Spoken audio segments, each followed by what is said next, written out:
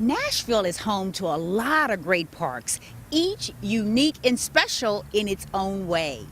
If you've driven down Charlotte Pike lately, chances are you've seen the city's newest park, and perhaps you've wondered what makes it so special. Well, we're going to show you and we're going to tell you. And the folks here that are responsible for a large portion of this park, this is Jennifer Cole and Caroline Vincent, both with the Metro Arts Commission. Hi, ladies. Hi, Tawanda. How are you today? I am fantastic. This is such a great space, and I know the background behind it. We're in Edmondson Park. But for those people who may not know the significance behind this particular space, tell us what it is.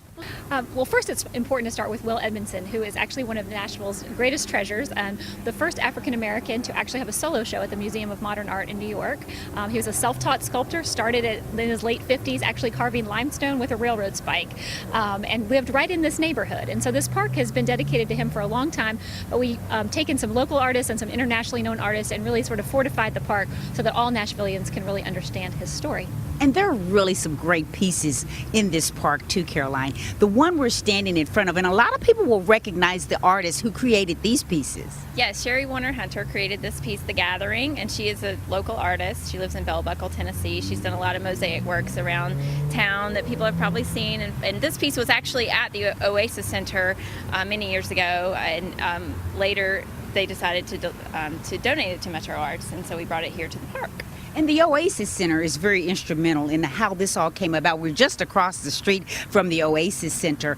They were very instrumental in working with the people who live here to get this space completed. Yes. The redesign of the park was actually all initiated by community residents and students at the Oasis Center who went through a process called Design Our Neighborhood.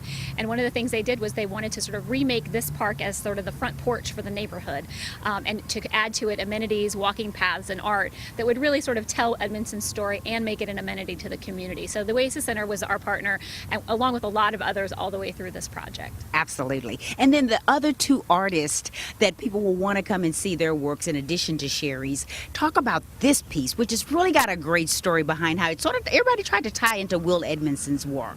Yes, Lonnie Holly is the artist for this piece, and he's out of Atlanta, Georgia, also a self-taught artist. He's very inspired by Edmondson's work and wanted to sort of pay homage to Edmondson. And so as you'll see in his work, there's large boulders made of granite, and that was interesting to him, how it related to Edmondson's work. And it's called Supported by the Ancestors. So he found it interesting to stand on this site and look to the state capitol and think about who had actually been here before him. At the opposite end of the park is another great piece. Yes, there's a piece called Road to the Mountaintop by Thornton Dial, and he is an internationally known artist who's amazing.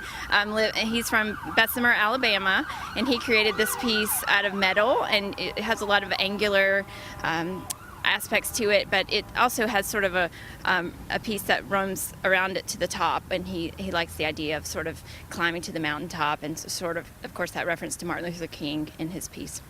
So this is definitely open to the public. I think some people were questioning, was it just for residents? But it is not, is it, Jennifer? No, we want everybody to come here and enjoy and think about Edmondson and also his legacy. It was so important that we identify artists who had a very similar life story to Will Edmondson and who taught themselves how to work. And we think that that's a really great narrative for the city and for this community, that everybody can kind of create and be something beautiful. And we think this park is a real reflection of that. So we want everybody to come to the park. Come. Absolutely. It is such a great lesson in history, and you get to enjoy some beautiful pieces of art. Thank you so much, ladies.